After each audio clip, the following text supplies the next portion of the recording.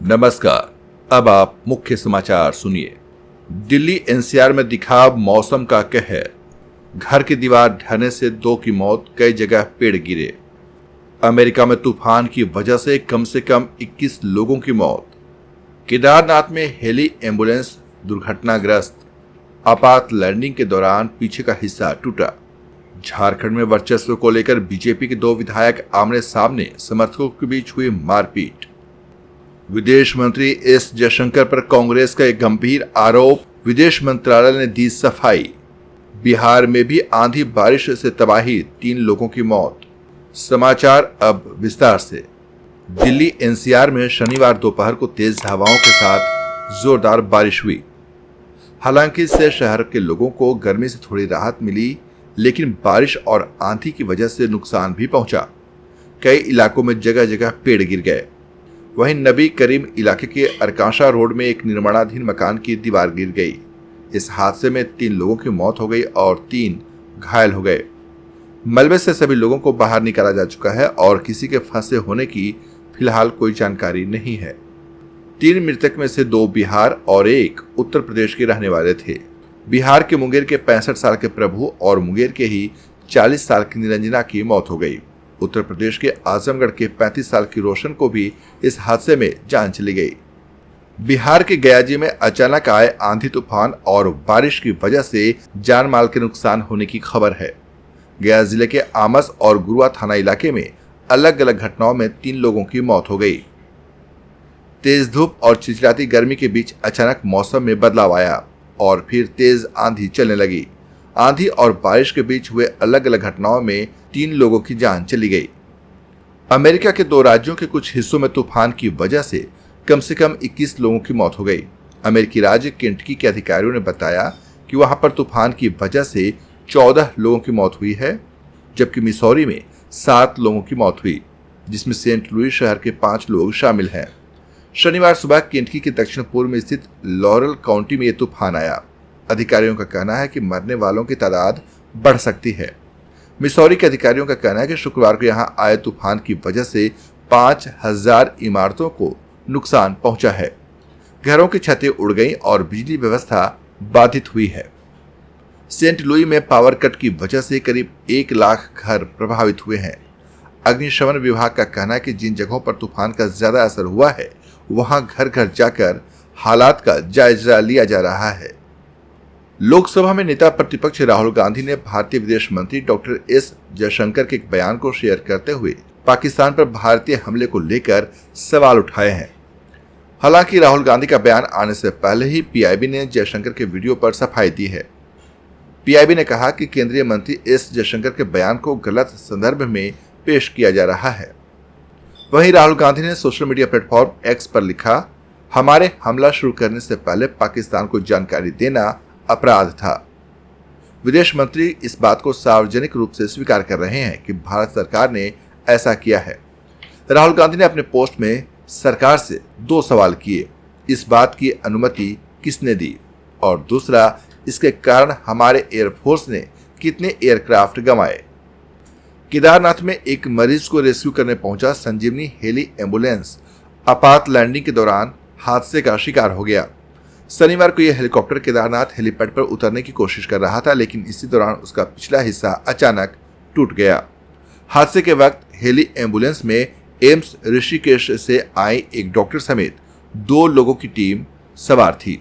अब तक मिली जानकारी के अनुसार पायलट और मेडिकल टीम सुरक्षित हैं। उत्तर प्रदेश के उप मुख्यमंत्री ब्रजेश पाठक के खिलाफ अभद्र टिप्पणी करने के मामले में समाजवादी पार्टी मीडिया सेल के आधिकारिक ट्विटर अकाउंट, जो कि अब एक्स है, उस पर एफआईआर दर्ज की गई है। ये केस हजरतगंज कोतवाली में दर्ज किया गया है। झारखंड के कोडरमा थर्मल पावर प्लांट के 1600 मेगावाट एक्सटेंशन को लेकर प्लांट में निर्माण सामग्री आपूर्ति के नाम पर वर्चस्व की राजनीति तेज हो चुकी है। वर्चस्व को लेकर बीजेपी के 2 विधायक आमने सामने हैं। शुक्रवार की देर रात प्लांट के समीप फोरलेन चौक पर बालू आपूर्ति में वर्चस्व स्थापित करने को लेकर बरकट्ठा विधायक अमित कुमार यादव और बरही विधायक मनोज कुमार यादव के समर्थक आपस में भिड़ गए और समर्थकों के बीच जमकर हाथापाई हुई। इस दौरान लाठियां भी चली। घटना में बरही विधायक मनोज कुमार यादव की गाड़ी पर पथराव की भी सूचना है। विवादों में फंसे जेपीएससी रिजल्ट के जारी होने की उम्मीद एक बार फिर जगती दिख रही है। राज्यपाल संतोष गंगवार ने अपने स्तर से इस बारे में पहल की है। राज्यपाल ने 24 घंटे के भीतर दूसरी बार छात्र नेताओं के साथ मुलाकात के लिए राजभवन बुलाया था। छात्र नेता देवेंद्र महतो ने कहा कि 11वीं और 13वीं जेपीएससी का परीक्षा परिणाम पिछले 11 महीने से लंबित है। पूरे देश में एकमात्र झारखंड का आयोग है जिसने रिजल्ट को दबा रखा है। इसको लेकर छात्र लगातार आंदोलनरत थे। शनिवार को फिर से राज्यपाल ने बातचीत के लिए छात्रों को बुलाया था। उन्होंने खुद आयोग से फोन पर बात की। राज्यपाल ने पूछा कि रिजल्ट जारी होने में विलंब क्यों हो रहा है। तब आयोग ने राज्यपाल से 10 से 12 दिनों का समय मांगा है।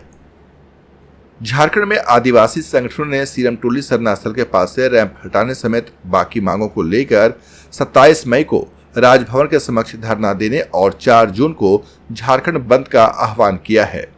नगड़ा टोली स्थित सरना भवन में प्रेस कॉन्फ्रेंस कर केंद्रीय सरना स्थल सीरम टोली बचाओ संघर्ष मोर्चा सहित अन्य संगठनों ने शनिवार को यह जानकारी दी।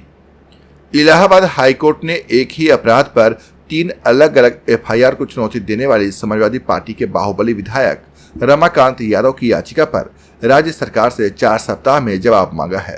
जहरीली शराब कांड में सपा विधायक की याचिका पर न्यायमूर्ति संजय कुमार सिंह ने ये आदेश दिया।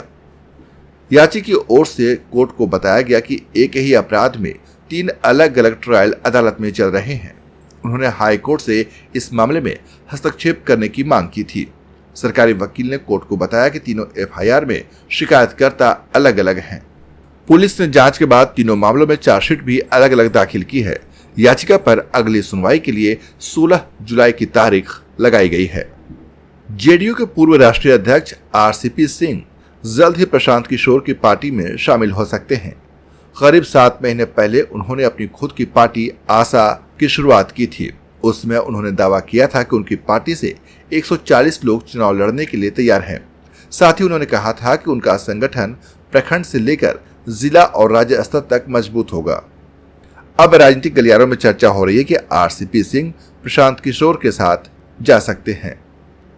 आईपीएल 2025 में रॉयल चैलेंजर्स बेंगलुरु और कोलकाता नाइट राइडर्स के बीच होने वाला मैच बारिश की भेंट चढ़ गया। इस वजह से केकेआर प्ले ऑफ की रेस से बाहर हो गई। वहीं 17 अंकों के साथ आरसीबी अब अंक तालिका में टॉप पर पहुंच गई है। कोहली के टेस्ट संन्यास के फैसले के बाद यह पहला मौका था जब कोहली मैदान में होते।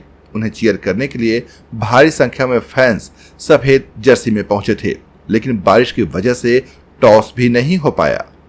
समाचार समाप्त हुए। अगर आपको हमारी जानकारी पसंद आई हो तो हमारा यूट्यूब चैनल सब्सक्राइब करें, वीडियो को लाइक करें, शेयर करें और कमेंट जरूर करें। हमें आपके कमेंट का इंतजार रहेगा। मिलते हैं अगले वीडियो में, तब तक के लिए नमस्कार।